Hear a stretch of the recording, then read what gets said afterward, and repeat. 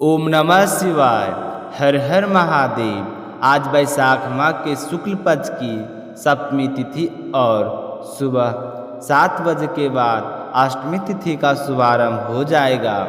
जो विष्णु भक्त भानु सप्तमी का व्रत रखते हैं वह आज इस व्रत को अवश्य रखें, क्योंकि यह वैशाख मास के शुक्ल पक्ष की सप्तमी तिथि और रविवार है।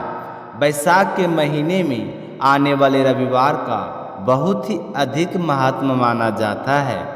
इस दिन सुबह जल्दी उठकर स्नान करते हैं। उसके बाद में आकरे के पौधे की पूजा करके सूर्य भगवान की कथा सुनते हैं और अपने मंगल जीवन की कामना करते हुए सूर्य देव को अर्घ देते हैं।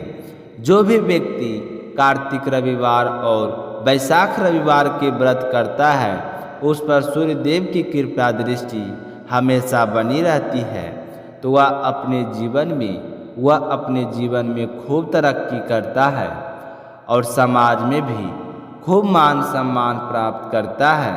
अपने हर कार्य क्षेत्र में उसे विजय की प्राप्ति होती है। तो सभी श्रोताओं के मंगल जीवन की कामना करते हुए शुरू करते हैं आज की कथा। प्रेम भाव से कहिए गणेश जी महाराज की जय हो। अब पहले अपने सुनेंगे एक कहानी भानु सप्तमी की। भानु सप्तमी का पर्व भगवान सूर्य देव को समर्पित है। इस दिन जो लोग पूर्ण विधि विधान से सूर्य भगवान की पूजा करते हैं, भानु सप्तमी की कथा कहते हैं, सुनते हैं या सुनाते हैं, उनकी सभी मनोकामनाएं पूर्ण होती है। इससे पहले आप सभी से मेरा निवेदन है कि आप शीला भक्ति यूट्यूब चैनल पर सब्सक्राइब जरूर करें। बोलिए सूर्य भगवान की जय हो। भानु सप्तमी का व्रत कथा के अनुसार प्राचीन काल में इंदुमती नाम की एक वेश्या हुआ करती थी। उसने अपना पूरा जीवन में इसी वेश्यावती में गुजार दिया। इंदुमती ने अपने जीवन में कभी भी कोई धार्मिक कार्य या कोई पुण्य कार्य काम नहीं किया था। एक दिन उसके मन में मरणोपरांत मोक्ष प्राप्ति का विचार आ गया, तो उसने सोचा कि मैंने मेरे जीवन में कभी भी पूजा पाठ नहीं की है, कोई धार्मिक कार्य नहीं किया है और ना ही कभी मंदिर में जाकर भगवान के दर्शन किए हैं, तो मुझे मोक्ष की प्राप्ति कैसे होगी। तो उसे यह चिंता सताने लगी। तो वह मोक्ष प्राप्ति की कामना लेकर ऋषि वशिष्ठ के पास गई। उसने वहां जाकर नम्रतापूर्वक गुरु वशिष्ठ को प्रणाम करके कहा कि हे देव ऋषि, मैंने अपने जीवन में कभी भी कोई धार्मिक कार्य और पुण्य का कर्म नहीं किया है, किंतु इस समय मेरे मन में मोक्ष प्राप्ति की अभिलाषा है। हे ऋषिवर, आप ऐसा कोई उपाय बताएं जिससे मेरे जैसी महिला जिसने अपना पूरा जीवन वेश्या व्रत में गुजार दिया है, उसे मरने के बाद में मोक्ष की प्राप्ति कैसे हो। तो इंदुमती के दीन वचन सुनकर गुरु वशिष्ठ को उस पर दया आ गई। उन्होंने कहा कि हे इंदुमती, स्त्रियों का सौभाग्य सुख और मोक्ष प्रदान करने वाले एक ही व्रत है, वह व्रत है भानु सप्तमी व्रत। इस दिन जो भी महिला व्रत रखती है, पूरे विधि विधान से सूर्य देव की पूजा करती है, उसकी सारी मनोकामनाएं पूर्ण होती है। अगर तुम भी भानु सप्तमी का व्रत रखकर पूरे विधि विधान से सूर्य देव की पूजा करो तो तुम्हारे मन में जो अभिलाषा है वह अवश्य पूर्ण होगी। तो इंदुमती कहने लगी कि हे ऋषिवर, भानु सप्तमी का व्रत कब आता है, मुझे इसके बारे में बताइए। मैं दान धर्म व्रत के बारे में कुछ भी नहीं जानती हूँ। तो वशिष्ठ जी के कहने लगे कि जब किसी भी महीने की सप्तमी तिथि रविवार के दिन आती है तो उसे भानु सप्तमी के नाम से जाना जाता है और उसी दिन व्रत रखकर और उसी दिन सूर्य भगवान की आराधना करनी होती है। तो इंदुमती ने व्रत का सारा विधान जानकर ऋषि वशिष्ठ के कहे अनुसार पूरे विधि विधान और निष्ठा के साथ भानु सप्तमी का व्रत रखा और सूर्यदेव की पूजा की तो व्रत के पुण्य प्रताप से मरने के बाद इंदुमती की मोक्ष की प्राप्ति हुई। वह जन्म मरण के बंधन से मुक्त हो गई। यह भानु सप्तमी व्रत का फल था कि उसे स्वर्ग की प्राप्ति हुई और स्वर्ग में अप्सराओं की नायिका के रूप में उसे स्थान मिला। तभी से भानु सप्तमी का व्रत रखने की परंपरा शुरू हो गई और लोग भानु सप्तमी पर पूरी श्रद्धा और के साथ व्रत रखकर सूर्यदेव की पूजा अर्चना करते हैं। भानु सप्तमी का व्रत रखकर गुड़ का दान करना चाहिए। बोलिए सूर्य भगवान की जय हो। एक समय की बात है, सूर्य भगवान की पत्नी राना दे मायके से खबर आती है कि राना दे को मायके बुलाया है, लेकिन रानी शाह का तो मायके जाने का बिल्कुल भी मन नहीं था। तो वह सूर्य भगवान से कहने लगी कि मुझे मायके नहीं जाना, मेरा वहाँ पर मन नहीं लगता है। तो नारायण भगवान ने रानी को यह कहकर मायके भेज दिए कि तुम मायके जाओ, मैं तुम्हारे लिए अच्छी अच्छी वस्तुएं उपहार स्वरूप भेजूँगा। तो राना दे अपने पति की बात मानकर मायके चली जाती है और रोज़ जाना इसी इंतज़ार में बैठी रहती है कि सूर्य भगवान मेरे लिए उपहार पता नहीं कब भेजेंगे। कुछ दिनों के बाद में एक दिन सूर्यदेव राना दे के लिए चौपर पासा, पचेटा, आटी, डोरा आदि वस्तुएं भेजते हैं। तो वे चीज़ें सबसे पहले राना दे की भाभियों को मिल जाती है। तो राना दे की भाभियाँ मजाक करने के इरादे से चौपर पासे खोलने खिलौने सारा सामान निकाल लेती है और उसकी जगह पर कंकर, पत्थर और कांटे भर देती है और डिब्बे को वापस बंद कर देती है। फिर वह डिब्बा राना दे को दे आती है और कहती है कि ननद भाई साहब देखो नंदोई जी ने क्या भेजा है। तो वह देखकर राना दे बहुत ही खुशी होती है और उतावली होकर जैसे ही डिब्बे में हाथ डालती है तो उसके हाथ में कांटे चुभ जाते हैं। तो यह देखकर उसकी भाभियाँ हंसने लगती है। तो राना दे इसे अपना अपमान समझती है और उसे गुस्सा आ जाता है। वह चुपचाप खड़ी होकर अंदर चली जाती है। कुछ दिनों के बाद में सूर्य नारायण राना दे को लेने के लिए आते हैं। तो राना दे सूर्य भगवान से बातचीत नहीं करती। तो सूर्यदेव सोचते हैं कि पहले तो मायके आने का मन नहीं कर रहा था, अब लगता है जाने का मन नहीं कर रहा है, इसलिए राना देव उदास और चुपचाप है। सूर्य भगवान को इस बात की खबर नहीं थी कि उनका भेजा हुआ सामान उनकी भाभियों ने बदल लिया है। तो वह राना देव को विदा करवाकर अपने साथ ले आते हैं। लेकिन यह क्या, राना देव तो ससुराल आने के बाद भी वहाँ पर किसी से बात नहीं करती है। तो एक दिन सूर्य ने अपनी माता से पूछा कि माता जी रानी दे से आपसे बातचीत करती है क्या? तो उसकी माँ ने कहा नहीं बेटा, राना दे जब से मायके से वापस आई है तब से मुझसे बात नहीं कर रही है। तो यह सुनकर सूर्य नारायण कहते हैं कि माता जी आज आप राना दे से कहना कि चावल की बोरी भरी पड़ी है, साल में से चावल निकालने हैं, परंतु उन्हें कहना कि चावल निकलते समय एक भी चावल टूटना नहीं चाहिए, सारे चावल साबुत निकलने चाहिए।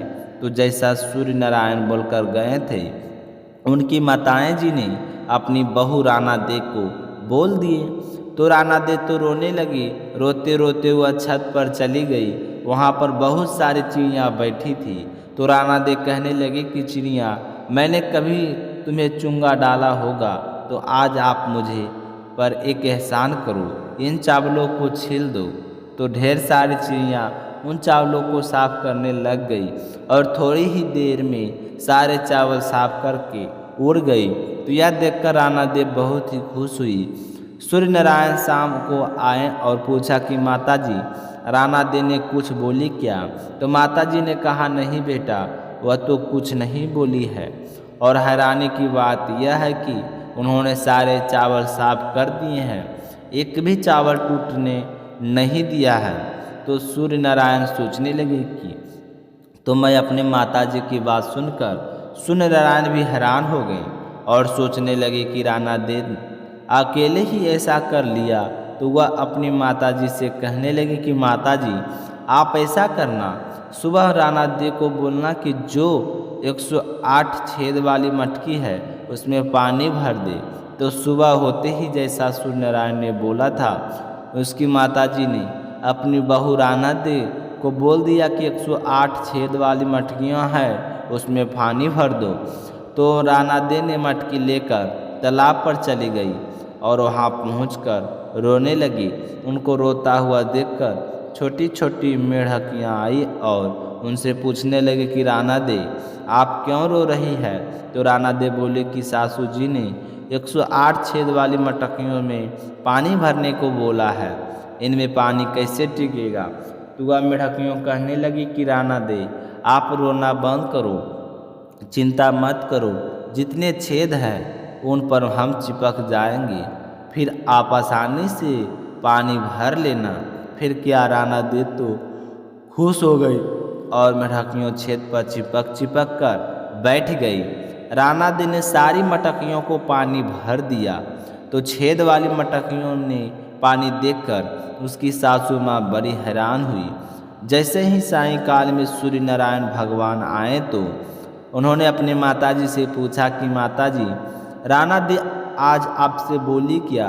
तो उनकी माताजी ने कहा कि नहीं बोली, आज तो उन्होंने और भी गजब कर दिखाया, छेद वाली सारी मटकियों में से पानी भर दिया है।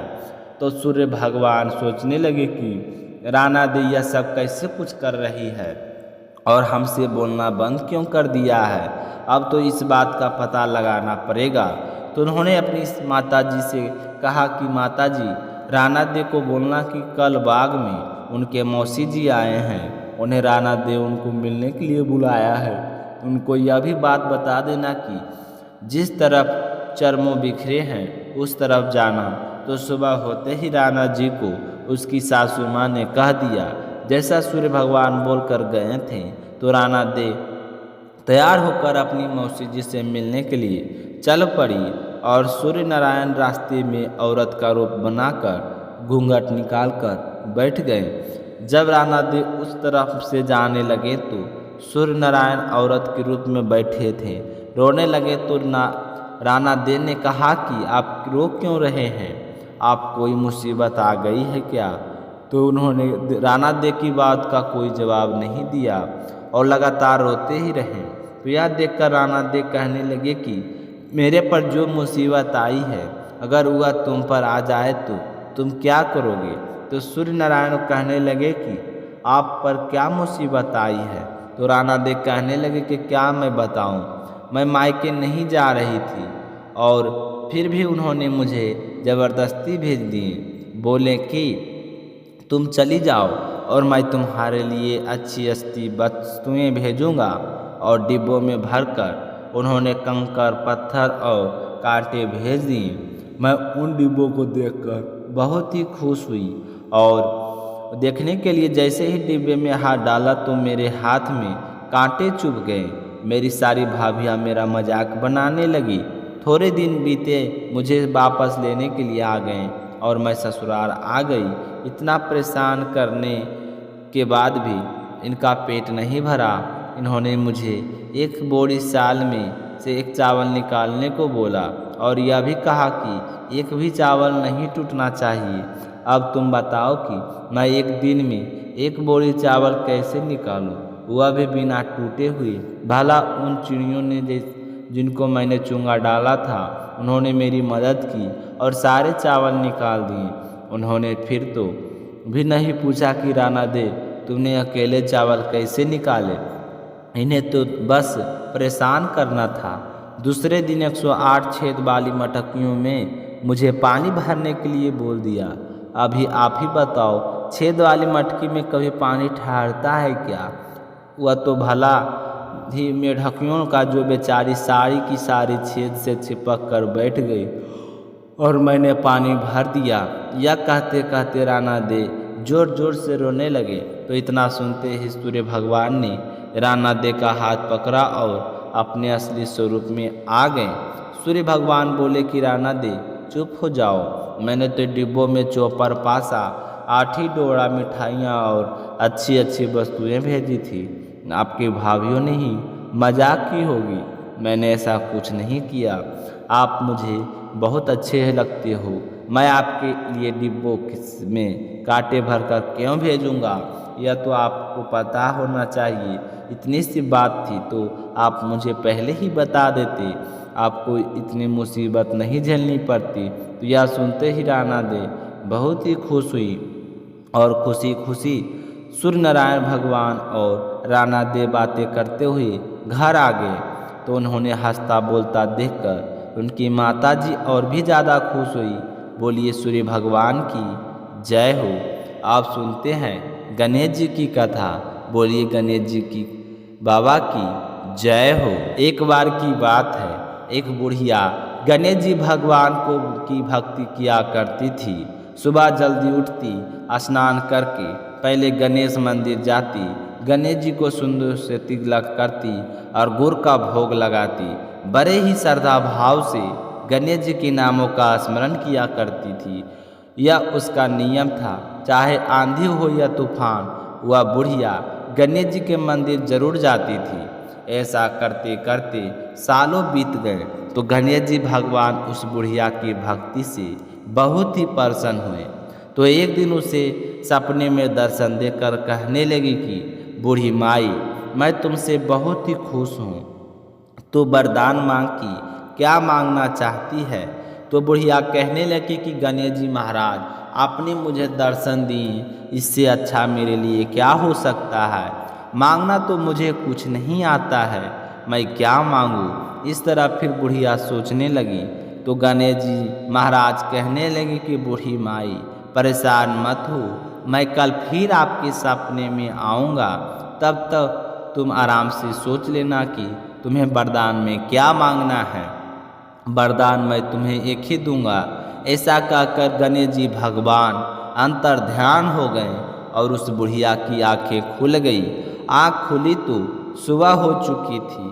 तो बुढ़िया सोचने लगी कि घर में अन्न और धन भी नहीं है और मेरे कुल का दीपक भी नहीं है, मैं क्या मांगूं, मेरी तो समझ में नहीं आता। तो यह इस तरह सोचते हुए बुढ़िया ने अपने पुत्र को बुलाया और पूछा कि बेटा, मुझे गणेश जी ने रात में सपने में दर्शन दिए थे और बोल रहे थे कि तुम्हारे पूजा पाठ से बहुत ही प्रसन्न हूँ, तो क्या मांगना चाहती है। वरदान देना चाहता हूँ, क्या मांगती हो।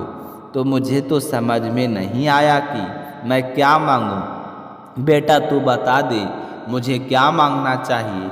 तो बुढ़िया का पुत्र कहने लगा कि माँ, तुम गणेश जी से बहुत सारा धन दौलत मांग लो, हमारी गरीबी दूर हो जाएगी, तो हमें भी सब कुछ मिल जाएगा। लोगों को देखो कितने ऐसो आराम से रहते हैं, हमारे भी सपने पूरे हो जाएंगे।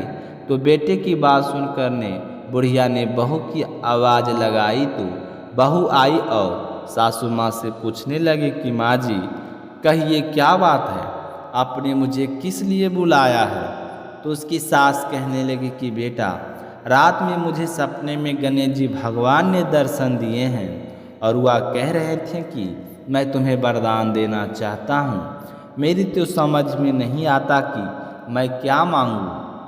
तो सासू माँ की बात सुनकर बहू कहने लगी कि माँ जी, यह बात बहुत अच्छी बात है, आप ऐसा गणेश जी से पोता मांग लो कि आपका मन नहीं करता कि हमारे घर में भी नन्हे शिशु की किलकारी गूंजे, हमारा भी वंश बढ़े। तो बुढ़िया कहने लगी कि बेटा, तेरी बात तो सही है। अब बुढ़िया तो कसमें थी कि गणेश जी ने तो एक ही वरदान देना है, उसमें मैं क्या मांगूं। तो वह बुढ़िया सोचती सोचती पड़ोस में चले अपनी सहेली के पास गई और जाकर पूछने लगी कि बहन, तू मुझे बता कि मैं क्या मांगूं। तो बूढ़ी माई की सारी बात सुनकर उसकी पड़ोसन कहने लगी कि बहन, तू तो अब थोड़े दिन जिएगी, तू क्यों धन मांगी और क्यों नाती मांगी, वह तेरे लिए किस काम की। तू ऐसा कर, गणेश जी भगवान को कह देना कि बुढ़ापे तक मेरी आँखों की रोशनी बनी रहे। आदमी बूढ़ा हो जाने के बाद अपनी रोशनी खो देता है और आँखों के बिना तो जीना बहुत ही कठिन है। बेटा बहू तो अपने सुख की चीज़ें मांग रहे हैं, लेकिन मुझे तो लगता है कि पूजा पाठ तुमने की है तो तुम्हें अपने लिए कुछ मांगना चाहिए। तो बुढ़िया को तीनों की बातें ही सही लगी, लेकिन दुविधा यह थी कि गणेश जी ने तो केवल एक ही वरदान देने की बात कही थी। तो बुढ़िया ने अपने मन में कुछ विचार किया और सो गई। गणेश जी ने बुढ़िया के सपने में दर्शन दिए और कहा कि बूढ़ी माई अब बताओ। बुढ़िया कहने लगी कि प्रभु मुझे और कुछ नहीं चाहिए, मेरी तो एक ही इच्छा है कि मैं अपने पोते को सोने की थाली में सोने के चम्मच से भोजन करता हुआ देख सकूं। तो बुढ़िया की बात सुनकर गणेश जी मुस्कुराते हुए कहने लगे कि मैया तू तो बोल रही थी कि मुझे मांगना ही नहीं आता, लेकिन तूने तो मुझे ठग लिया। तूने तो एक ही वरदान में अपने लिए आंखें, धन और पोता तीनों चीज़ें मांग लिए। आंखें होगी तो देख पाओगी, धन होगा तो पोता सोने की थाली में भोजन करेगा। तुमने तो बहुत ही चतुराई से एक ही वरदान में सारी चीज़ें मांग ली है। मैं तुम्हारी भक्ति और बुद्धिमानी से बहुत ही प्रसन्न हूँ। जैसा तुमने वरदान मांगा है वैसा ही फल तुमको प्राप्त होगा। ऐसा कहकर गणेश जी भगवान अंतर्ध्यान हो गए और बूढ़ी माई को जैसा मांगा था वैसा सब कुछ मिल गया और बेटा भी खुश, बहू भी खुश। बेटा बहू को देखकर बुढ़िया और भी ज़्यादा खुश हो गई। बोलिए गणेश जी महाराज की जय हो। यह कहानी आपने शीला भक्ति स्टोरी चैनल पर सुने हैं, तो आपसे निवेदन है कि शीला भक्ति स्टोरी चैनल को सब्सक्राइब जरूर करें और कमेंट सेक्शन में आप अपना नाम और आप इस वीडियो को कहां से देख रहे हैं कमेंट सेक्शन में ज़रूर बताएं, ताकि आने वाली वीडियो में आपका नामों का स्मरण किया जाएगा। बोलिए कृष्ण कन्हैया की जय हो, गणेश बाबा की जय हो। जय श्री कृष्णा, राधे राधे।